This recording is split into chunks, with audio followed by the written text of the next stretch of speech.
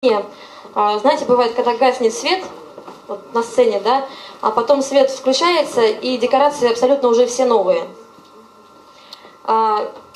Иногда думают люди, что там работают роботы, да, вот все это быстро передвигают, но зачастую получается так, что людям буквально за 5 секунд необходимо полностью все декорации сменить, изменить, да, и вот мы учились это делать, и на первом курсе, первый раз, наверное, 100, мы это делали с огромным грохотом, долгое количество времени, потому что все неорганизованные, все толкаются, кто куда что поставит и так далее.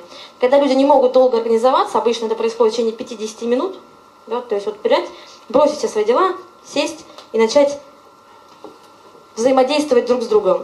Я все время вспоминаю этот момент, когда мы в течение 2 месяцев делали это просто за секунды, да, потому что организация, именно наша внутренняя организованность, это то, что влияет не просто на нашу жизнь, а вообще на развитие всего.